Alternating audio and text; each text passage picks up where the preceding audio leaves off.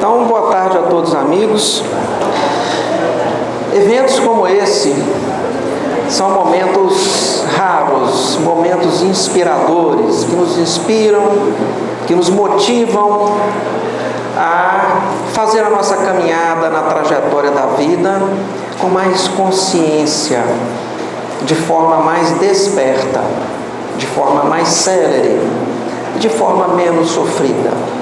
E nós fazemos isso de forma coletiva, como já nos diz aí os nossos palestrantes anteriores, não estamos isolados. Portanto, evoluímos em coletividade, evoluímos em conjunto, nunca sozinhos. Então, é partilhando as nossas experiências, partilhando o nosso conhecimento, é que vamos evoluir de mãos dadas. E dessa forma vamos pavimentando o nosso caminho de retorno, pedregoso no início, e vamos aprendendo a fazer uma relva verdinha, plantando uma florzinha aqui, outra ali, quiçá um perfume, e fazendo com que essa trajetória fique menos dolorosa. Daí a nossa grande alegria em poder partilhar de momentos, de eventos como esse. O tema que nos coube, psicologia do futuro, entra em um debate que está sendo bastante exposto aqui. É a mudança de paradigmas.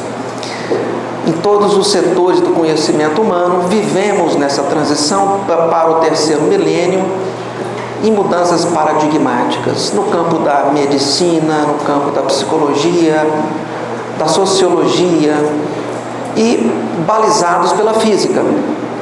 Nós podemos observar que a física, ela modula, ela é o termômetro,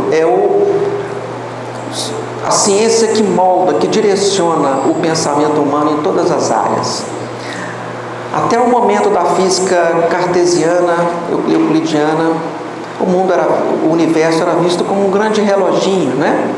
Tudo era previsível, era linear. Com a quântica já é tudo relativo, então os conceitos morais também são relativos. Isso causou uma mudança de paradigma que nós não conseguimos ainda absorver de uma forma total. E vamos falar hoje da mudança paradigmática que acontece em uma ferramenta terapêutica que é a psicologia. Obviamente vai englobar a medicina também. Vamos falar sobre a psicologia do futuro. É uma ferramenta que objetiva tratar, analisar o nosso campo mental. Nós vamos estudar um pouquinho sobre a estrutura da nossa mente, sobre a anatomia, o formato e a função do nosso campo mental, como que ele surgiu. Vamos tentar falar rapidamente como que ele opera, como que a gente pode usar dessa ferramenta a nosso favor. E ele trata de uma questão muito grave para nós, que é a dor mental. Em 28 anos, como trabalhador da área médica, não pude observar, até o momento, uma dor maior do que a dor mental. Não pude observar. E eu acredito que os meus companheiros que trabalham na área de saúde também haverão de concordar. As maiores dores que pude observar até hoje, as vi nas enfermarias de psiquiatria. Não sou psiquiatra, mas já fiz um ano de pós-graduação em psiquiatria. E haja visto que também, se não a totalidade, mas quase a totalidade dos suicídios que acontecem hoje acontecem em função da dor psíquica, quase nunca da dor física. E a nossa medicina conhece um fenômeno muito cotidiano, muito presente em nossa vida, que é a psicossomatização. O que seria a psicossomatização? É uma manifestação da misericórdia do Pai. Ele tenta nos proteger o tempo todo, apesar de nossas decisões equivocadas. Quando nós criamos uma distonia em nosso campo mental, essa distonia, ela coloca em risco uma estrutura muito sutil, que é o nosso corpo mental. Há 3 saídas para essa distonia. Ou ela se resolve, ou ela permanece no corpo mental e causa uma destruição difícil de ser reparada, ou parte dessa energia migra para o campo físico, fazendo com que a gente deixe a mente operante. É muito mais fácil tratar de uma gastrite, de uma úlcera péptica, de um infarto agudo do miocárdio, do que eu tratar de uma depressão psicótica que inabilita o indivíduo às suas ações sociais. Ou de uma esquizofrenia que nós sabemos que leva em torno de 3, 4 encarnações para se resolver. Muito bem.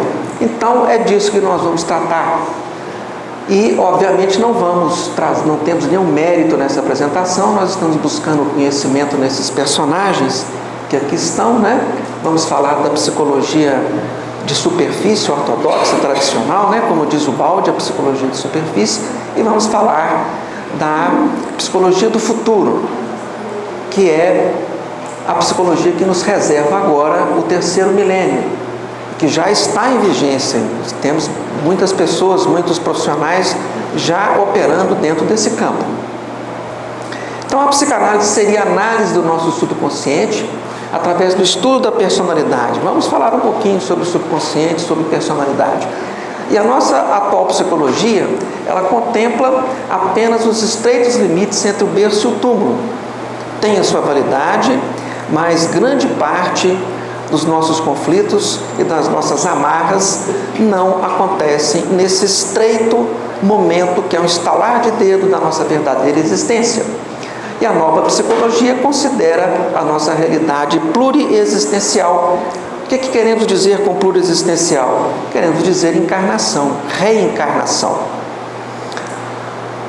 A reencarnação é um tema muito divulgado, é um alicerce da doutrina espírita, ela é negada por várias vertentes filosóficas e religiosas, mas é um conceito muito antigo, não é um preceito espírita, não é de domínio espírita. Já há muitos anos antes de Cristo, já se intuía, já se percebia o fenômeno dos ciclos reencarnatórios. Só lembrando aqui os hindus, os egípcios e os gregos, né? Os egípcios, no livro egípcio de Morton, há 2000 anos antes de Cristo, honra a ti, Osíris, ó governador dos que se encontram no paraíso, tu que fizesses nascer os mortais, que renova a sua juventude. Já falava há 2000 anos antes de Cristo do processo de reencarnação. Os gregos, né, há 1000 anos antes de Cristo, em Zoroastro, aquele que retorna para a terra e faz o bem, segundo o seu conhecimento, suas palavras, ações e intenções, já fala sobre o karma também, né? A lei de ação e reação. Recebe um dia uma recompensa que convém aos seus méritos, etc. E um yogi, um hindu, um yogi contemporâneo, né? Se não me engano, ele desencarnou há pouco tempo. Karma e reencarnação do Paramahansa Yogananda, que já é da cultura hindu. E mais recentemente, nós já temos evidências, né, bastante claras, né, do processo reencarnatório através da codificação kardeciana e das centenas de psicografias do nosso querido Chico. Hermínio Correia de Miranda já diz que reencarnação não é um problema de fé. Reencarnação não é uma questão de você acreditar ou não, é a lei. Eu não acredito que o sol vai se pôr essa noite e não acredito que o sol vai nascer amanhã cedo. Não adianta. É uma lei, independente de você acreditar ou não, ela vai acontecer. Tanto faz, você já encarnou e ainda vai reencarnar. Vamos então adentrar um pouco do processo de construção do nosso ambiente de trabalho, que é o nosso corpo mental. Foi comentado sobre o início de nosso universo.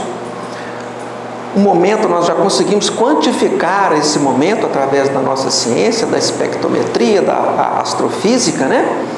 Houve um momento que nós chamamos de singularidade, onde a matéria se condensou num ponto ínfimo e ocorreu uma explosão, chama Big Crush, essa condensação máxima, e o Big Bang, resultado de uma explosão. Então, nós estamos em meio a uma grande explosão, que começou precisamente há 3,3 bilhões de anos atrás, e todo o movimento que foi feito até o presente momento, que nós podemos chamar também de princípio antrópico, conspirou para nos formar.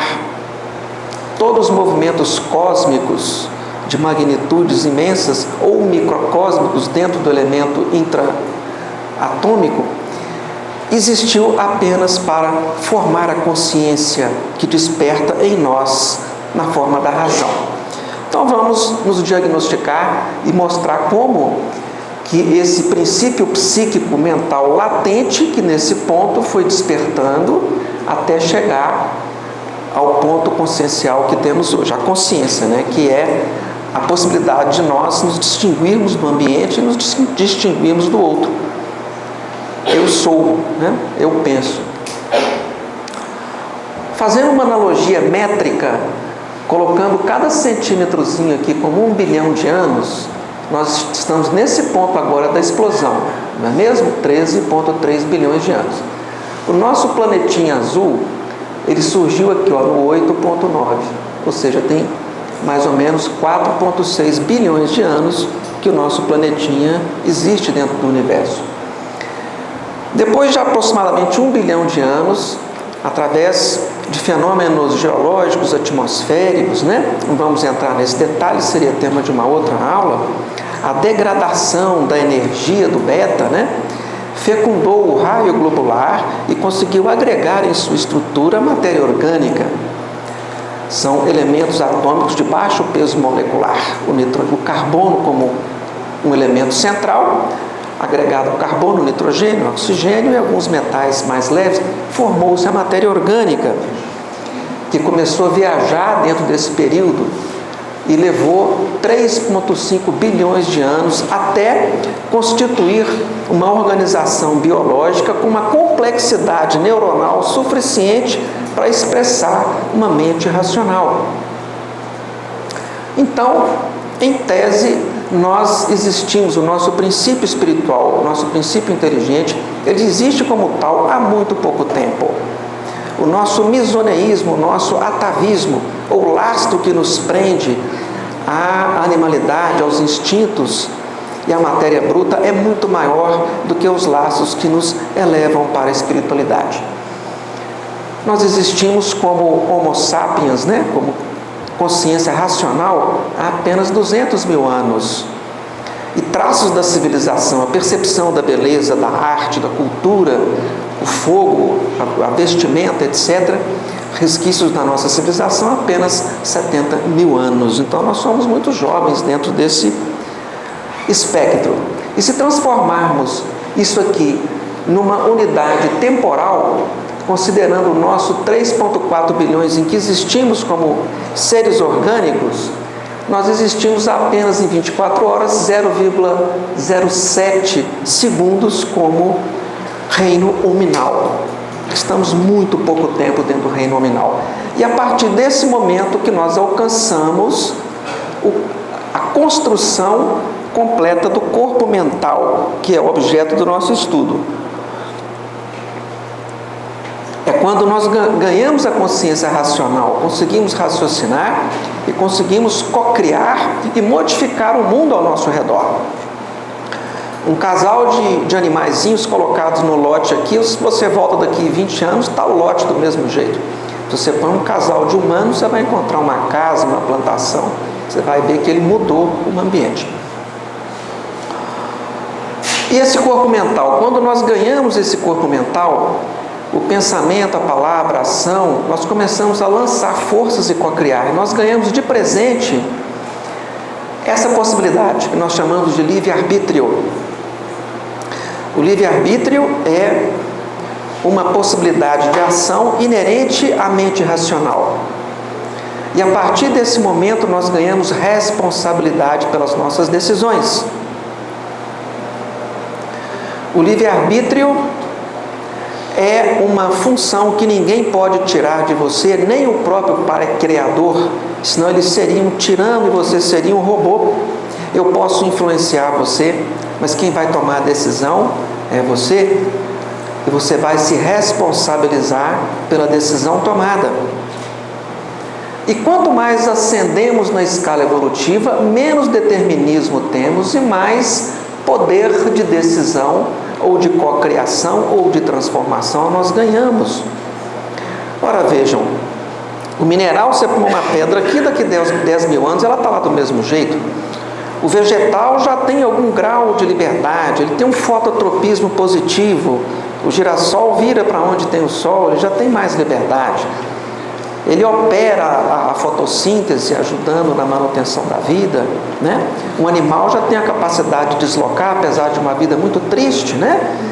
O animal passa o dia todo procurando alimento e fugindo do predador, né? Mas é uma forma de desenvolver os automatismos mais primitivos. Quando ganhamos o reino nominal, nós passamos a ser gestores da nossa evolução. Até aqui, a evolução vai no automático. Daqui para frente, nós ganhamos responsabilidade sobre a velocidade do nosso processo evolutivo. E quanto mais evolução, quando nós dizemos evolução, quanto mais conhecimento e mais ascensão moral, ética, mais livre-arbítrio nós conseguimos, ou mais poder nós temos. Isso é óbvio. O Criador não daria poder a um indivíduo moralmente incapaz ou moralmente pouco desenvolvido, não é mesmo? Seria uma tragédia para o nosso sistema, não é? O nosso mestre já nos diz: amai-vos, estamos todos interligados. É um projeto ainda a ser desenvolvido por nós, é um projeto ainda distante da nossa realidade, em sua integridade, da forma como Cristo nos pediu. Mas instruí-vos é uma coisa que está muito ao nosso alcance, é o que estamos fazendo agora. Nós temos um cérebro, né? Com trilhões de neurônios, sinapses, e podemos gastar o nosso tempo tentando entender as leis de Deus. Porque entendendo as leis de Deus, a gente consegue se comportar e se direcionar de uma forma mais eficiente e menos sofrida dentro do sistema do universo. Ora, isso é muito lógico. Tudo o que existe, toda a criação divina é um sistema. O universo, ele é composto de sistemas e de ciclos. E para que um sistema se operacionalize, há necessidade de regras. Não é possível de outra forma. Vamos dar um exemplo simples. Se eu tivesse o poder de, nesse momento, acabar com as leis do trânsito, será que nós chegaríamos bem em casa? Chegaríamos bem machucados, ou alguns de nós nem chegaríamos, não é verdade? Então nós temos que ter leis. Nós temos, para que exista um sistema, tem que haver leis, tem que haver regras. A lei da gravidade, ela existe em qualquer instância do nosso universo. Aqui, por 300 mil anos-luz, diretamente proporcional à massa, inversamente proporcional ao quadrado da distância. Ela é uma lei muito boa, nós só não podemos transgredi-la. Sofrimento, dor, doença, quer dizer uma decisão que nós tomamos de forma incongruente com alguma lei universal. Saibamos ou não a respeito dessa lei. Uma criança de 1 ano pula da janela do apartamento. O fato dela desconhecer a lei da gravidade não é isenta das consequências da infração da lei. E a felicidade, a alegria, o bem-estar é uma situação contrária, é quando nós nos sintonizamos com as leis universais. Existem leis que operam em instância que nós ainda estamos palmilhando, dando os primeiros passos. Leis que operam no campo da energia, da intenção, das verdades, das nossas crenças, nossos paradigmas.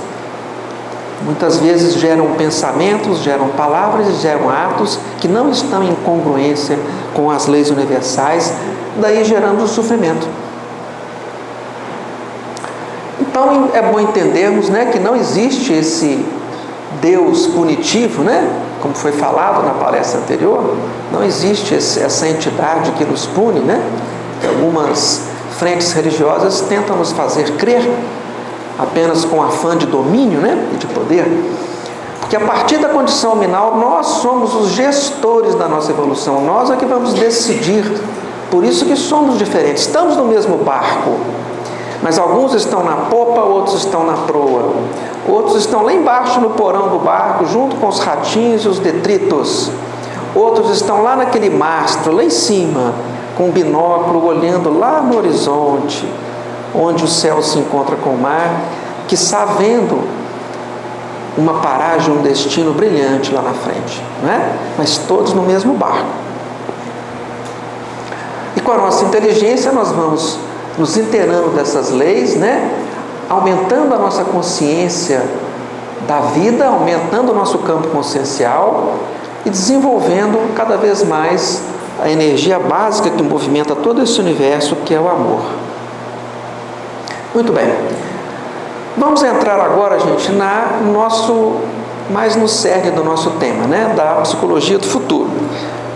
Vamos primeiro dar uma pincelada muito rápida aqui, porque é uma área que foge também, de uma certa forma, ao meu conhecimento mais profundo, pois não sou psicólogo, mas é justo que nós falemos um pouco mais do que Pietro Baldi chama de psicologia de superfície, que tem uma importância muito grande dentro da nossa sociedade, não resta dúvida, mas deixa muito a desejar em função do fato de que não considera a nossa natureza multimilenar, não considera o nosso espírito dentro de um processo reencarnatório e albergando experiências multimilenares, né? Então, Sigmund Freud foi um médico neurologista nascido na Áustria em 1856, né? Ele faleceu em 1939. Como neurologista, ele ficou muito decepcionado do tratamento que se usava na época para a depressão. O antidepressivo da época era a cocaína. E ele presenciou um amigo dele, muito íntimo, médico, portador de uma depressão muito grave, que morreu de overdose do remédio que ele havia lhe dado. Ele começou a pesquisar outras maneiras de tratar a depressão. E através do diálogo, através da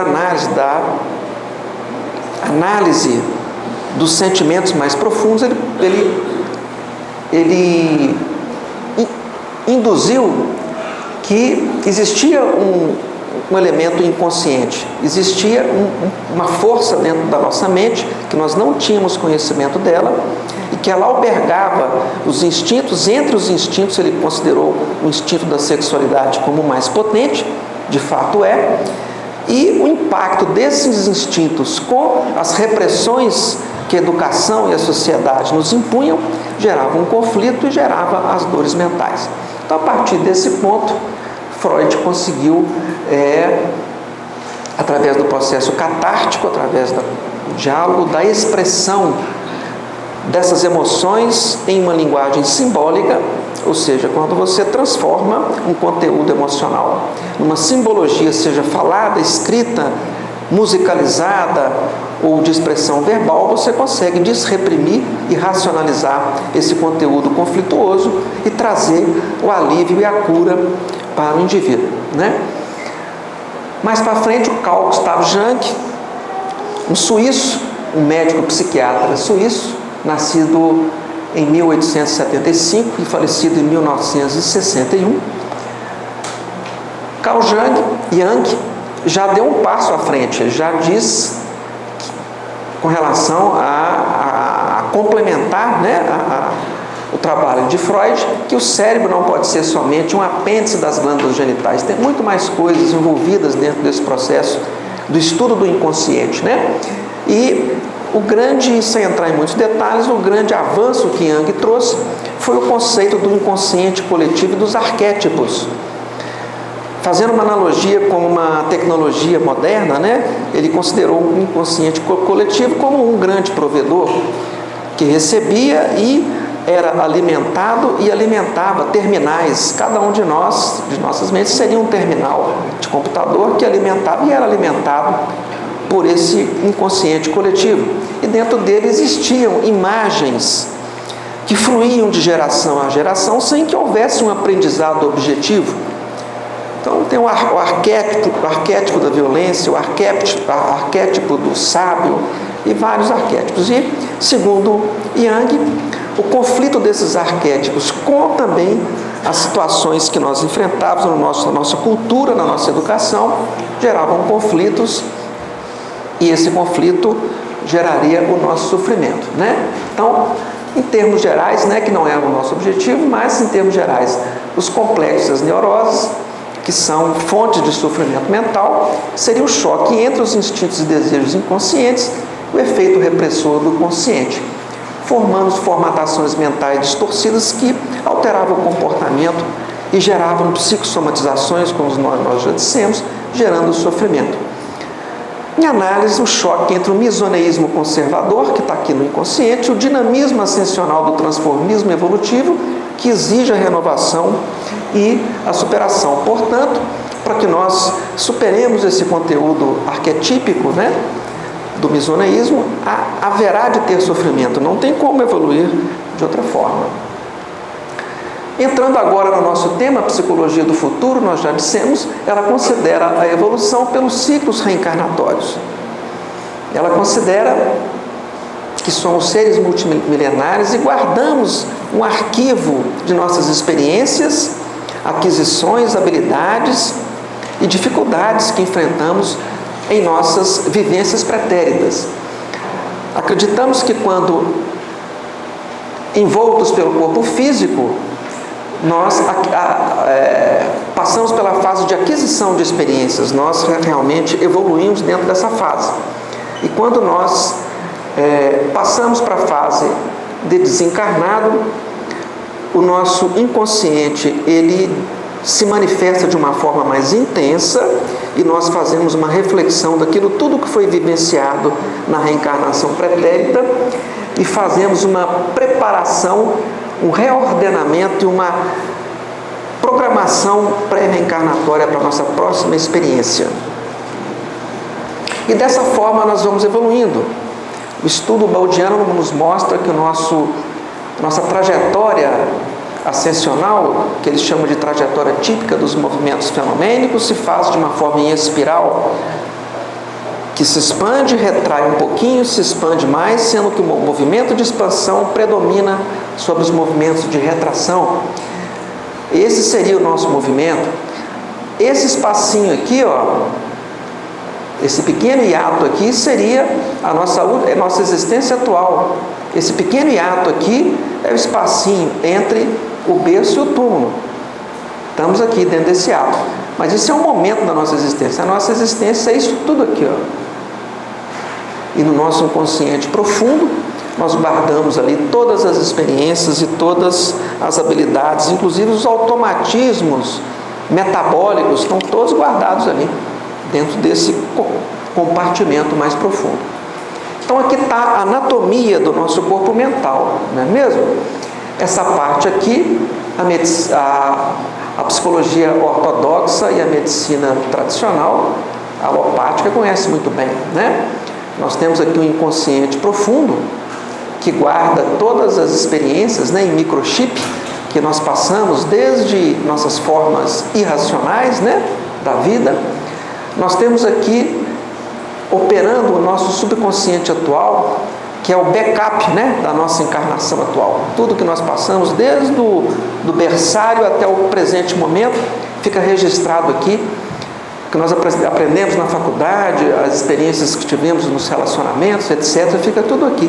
E podemos facilmente evocar o plano consciente. O plano consciente é o plano operacional.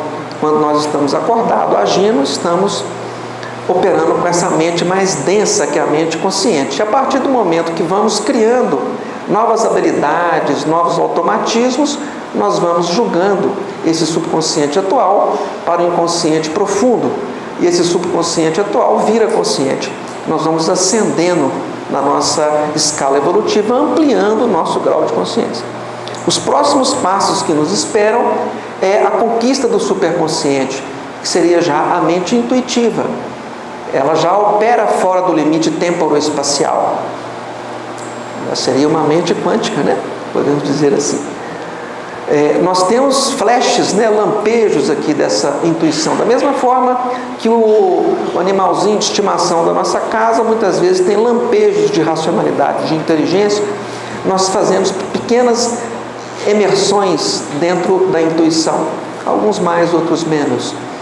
E além dela, temos ainda a mente supraconsciente, é quando nós nos preparamos para voltar para a casa do Pai, quando nós seremos um com o Pai, né? É quando nós aprendemos a operar no amor incondicional. É a fase última que nos espera.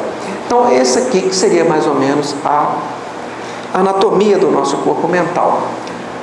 Pegando apenas o nosso inconsciente profundo, chamaremos ele na psicologia do futuro como terreno dos efeitos. São os alicerces do edifício do eu, são as raízes onde se apoia a árvore, as razões que explicam e justificam o estado atual que nós vivemos. Está dentro desse compartimento. Se nós não explorarmos esse compartimento, a terapia será fragmentada. Não diria que não seria válida, mas será incompleta, com certeza. De forma que, sabendo disso, sabendo que o nosso pensamento constrói a nossa realidade, nós colapsamos o nosso universo, né, como nos mostra a quântica. O resultado que nós vivemos hoje em nossa vida, em todos os âmbitos, é a somatória de todas as experiências e decisões que tomamos no passado. Isso desmonta uma armadilha muito séria que existe, que chama vitimismo. Isso desmonta o vitimismo. Eu estou sofrendo por causa daquele marido que não me trata bem, por causa daquele filho rebelde, ou por causa daquele patrão que exige muito de mim, ou por causa daquele inimigo que me traiu. Ou estou muito bem por causa daquela pessoa que me ama demais. Não, foi você que colocou todos eles ali. Foi você que os construiu. E aquele que te irrita, ele é um professor, ele está apenas te dando a oportunidade de desenvolver a paciência que você tanto precisa desenvolver. Seria suprema injustiça de Deus que aos outros fosse entregue o poder de nos infringir um destino por nós não merecido. Destruiria a responsabilidade do indivíduo e a justiça de Deus. As forças que movimentamos no passado nos acompanham hoje, ajudando ou perseguindo-nos como entidades vivas. Quando nós destruímos o vitimismo, nós destruímos a vingança, destruímos a mágoa, destruímos a revolta. Pronto, já saneamos inúmeros fatores deletérios, fatores viróticos, fatores destruidores do nosso campo mental. Apenas sabendo que eu sou o único responsável. O que significa responsável? Responder por. Isso que significa responsabilidade. Pelas situações que eu vivo em todos os aspectos. Todo esse processo nós construímos a nossa personalidade, né? Que são características e qualidades automatizadas no subconsciente, resultantes do burilamento do individualismo ao longo da trajetória evolutiva. Então, a personalidade é o personagem que nós vivemos em cada encarnação, e ela é projetada para as necessidades que nós temos, como conceitos, paradigmas, o nosso temperamento, comportamentos, valores, a nossa percepção do mundo, o julgamento que fazemos das coisas, a nossa inteligência e competências, e até o nosso tipo biológico e forma física. Então vamos fazer uma analogia para a gente entender o que é a personalidade. É um ente transitório. Mas todo mundo aqui já viu novela. Novela tem um personagem, tem um ator. Então o ator X foi convidado a incorporar um personagem. Então ele ganha experiência. Acabou a novela, ele muda de novela. Então ele vai ganhar um outro personagem, mas ele continua sendo o mesmo ator. Completamente diferente.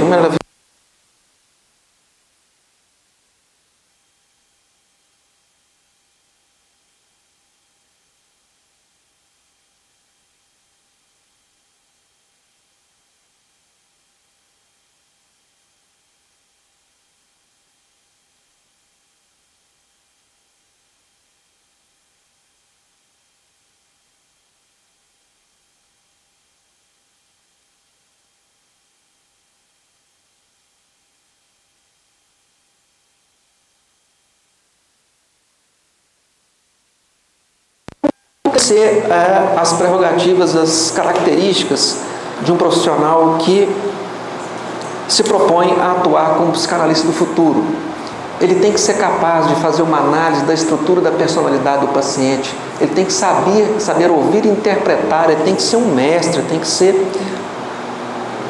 ter um coração bom, ter uma boa intenção muito grande. Saber fazer análise dos sonhos, que é o momento em que você entra intimamente em contato com o seu inconsciente mais profundo. Ele tem que desbloquear o transformismo, né? O que dificulta esse transformismo é exatamente essa prisão, essa âncora com esse misoneísmo, com esses conteúdos anteriores. Ele tem que saber induzir esse transformismo, né, de uma forma positiva. Tem que ser dotado de uma inteligência diferenciada, conhecer essas leis de Deus do universo, ter uma fundamentação filosófica e religiosa, ter um campo intuitivo, compaixão e bondade são características fundamentais. Podemos fazer também, gente, o autoconhecimento ou a autopsicodiagnose. Nada nos impede de fazer isso. Como podemos fazer isso? Através do estudo da nossa dor, o estudo da dinâmica do pensamento e do sentimento, o levantamento consciente dos nossos ângulos, determinismo e do livre-arbítrio, os ângulos do determinismo e do livre-arbítrio, saber entender como que funciona o transformismo. Não adianta a gente reprimir os conteúdos deletérios do inconsciente, temos que transformar. Reprimir, ele vai explodir num outro ponto de uma forma mais grave. Entender o fenômeno da projeção. Então, como que nós podemos fazer o estudo da dor? Vamos discutir um pouquinho de cada um desses itens. A maioria de nós experimenta dor expiatória ou dor provacional, pois estamos num mundo provacional e expiatório. A dor de transição consciencial são daqueles companheiros que já se empenham ativamente, de forma consciente, no processo evolutivo. Ele trabalha conscientemente nesse processo de transformação. E temos a dor do evoluído, são aqueles missionários que aqui vêm e encontram um ambiente completamente inóspito e sofrem demais. Temos vários exemplos, né? O Francisco de Assis, o próprio Cristo, né? O nosso querido Chico, né? Passaram por dores imensas. E qual que é a correta interpretação da dor? A interpretação da dor é que eu gerei uma transgressão, um abuso. Isso para mim é uma punição? Não. A dor é um convite à correção e ao realinhamento. Como nós podemos fazer isso? O enfrentamento. O que significa enfrentamento? É nós atuarmos não com remorso, mas com arrependimento, com a aceitação de que houve um erro. O remorso te deprime, te mata, te adoece. O reconhecimento do erro é um enfrentamento. O questionamento, não, por que eu estou tendo essa dor? Por que eu estou sofrendo? Não é assim que nós fazemos quando temos uma dor física? Se você tem uma dor abdominal, você fica em casa, não é meu karma, deixa doer, não vou fazer nada, deixa doer. Pode ser apendicite, pode ser uma diverticulite, uma colecistite, pode ser um abdômen agudo, né? É assim que a gente faz. A gente vai lá no pronto-socorro, manda fazer ultrassom, faz exames, não é mesmo? Então não é aceitar passivamente a dor, é questionar a dor, analisar e ir atrás da transformação e da sublimação, não é? A nossa medicina hoje, ela tende a reprimir os sintomas sem atuar nas causas fundamentais. Essa repressão, de forma isolada, ela é nefasta. A medicina alopática faz isso o tempo todo. Não está errado, mas tem que haver também um movimento de transformação e sublimação do que realmente gerou esse problema na instância mais brutal, mais bruta do corpo físico.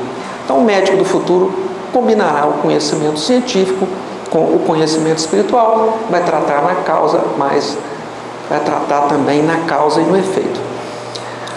A análise, gente, de nossos ângulos. Através do nosso comportamento em vidas pretéritas, nós abrimos ou fechamos ângulos, colapsamos realidades em nosso mundo agora. Nós temos vários ângulos. Conhecemos indivíduos que, no campo afetivo, aos 15 anos, conhecem o seu par amoroso e vivem até os 90 anos de forma feliz.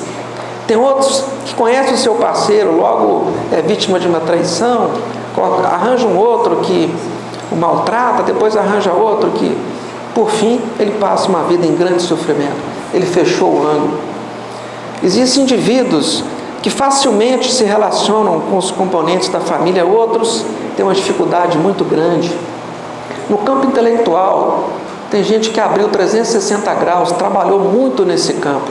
Então ele ganha bolsas de estudo, ele é convidado para uma série de coisas, caem livros na sua frente, professores, ele vai se destacando e vai, porque ele trabalhou dentro desse campo. Tem indivíduos que dentro do campo da matéria, campo financeiro, ele não tem cultura, ele não tem pós-graduação, mas tudo que ele faz vira dinheiro.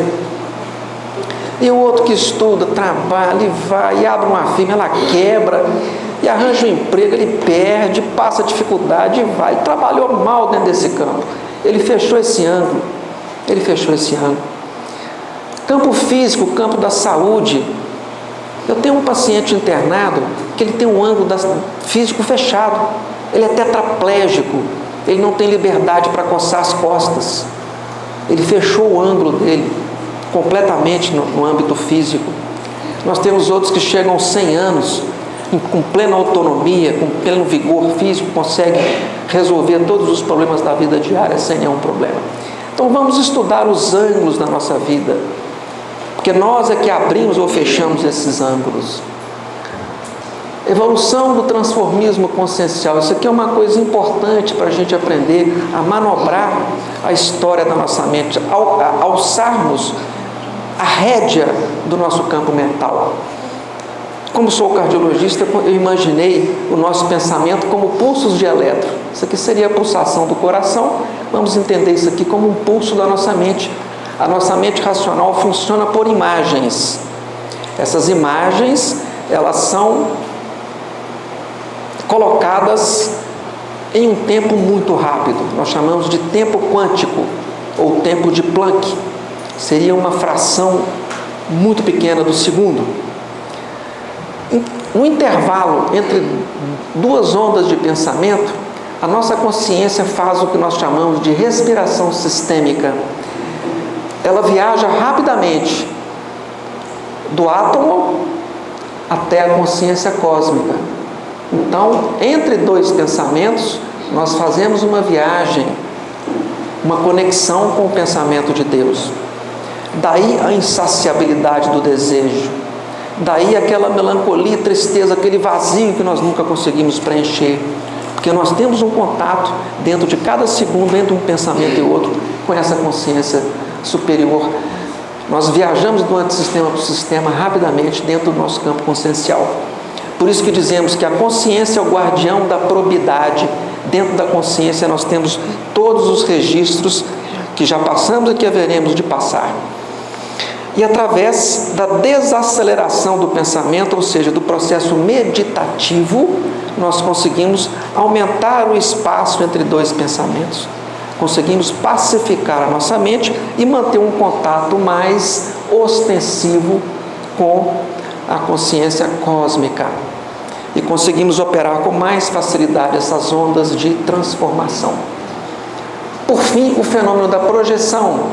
Nós não evoluímos individualmente, porque a maioria de nós não tem capacidade focal para analisar o nosso interior.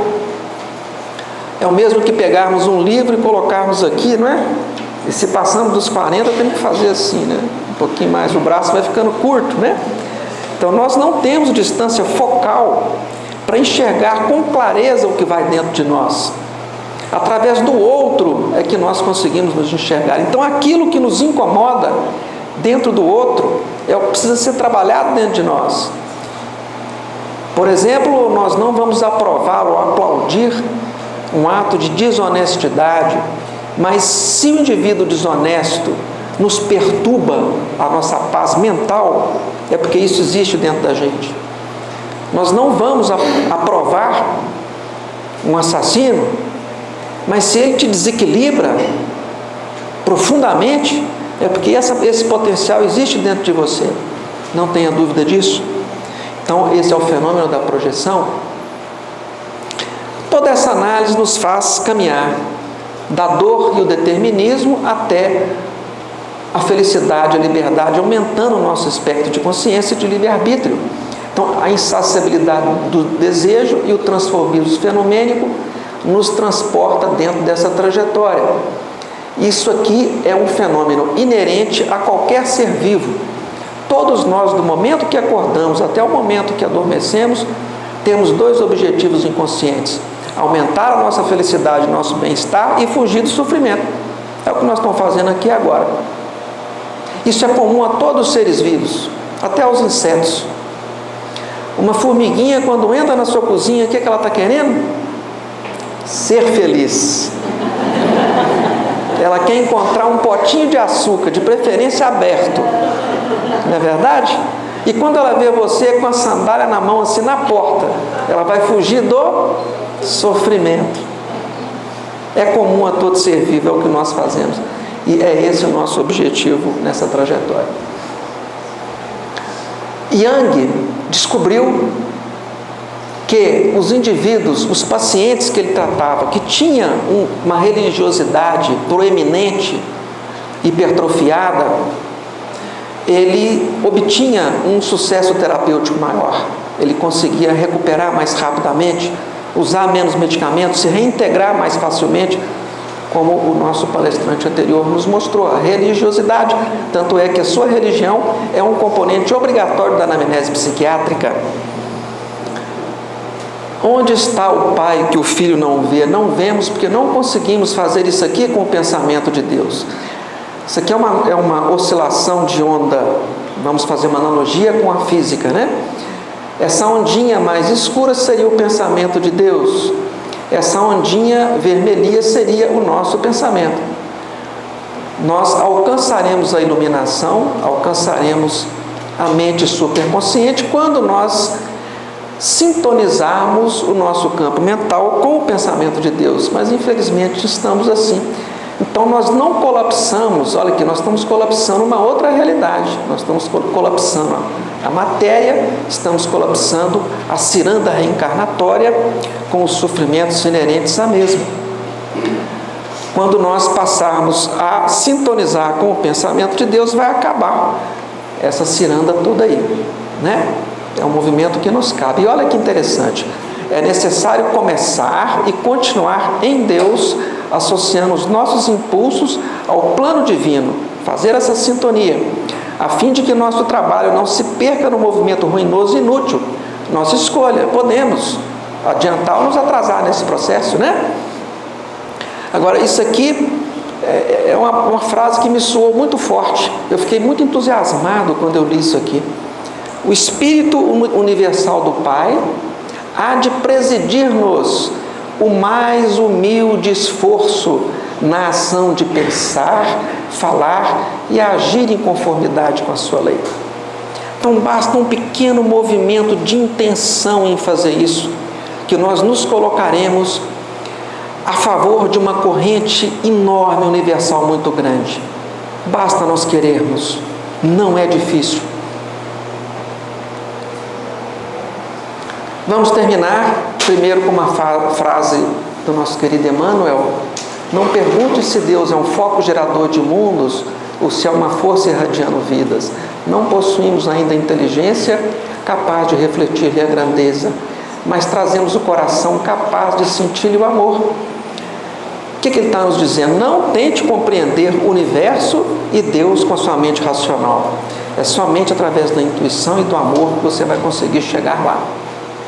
Ou seja, afinar o nosso pensamento, não é? Por fim, a grande ação terapêutica consiste em alinhar o nosso campo conceitual da mente superior às leis de Deus. Assim conseguiremos sanear todo o complexo emocional, energético e orgânico que lhe sucede. Assim conseguiremos fazer a nossa trajetória com menos sofrimento e chegar em nosso telefinalismo, né? Que é os braços do Pai. A nossa própria religião cristã nos mostra que quando o indivíduo alcança um grau muito alto de ética e moralidade, os cristãos os chamam de santo.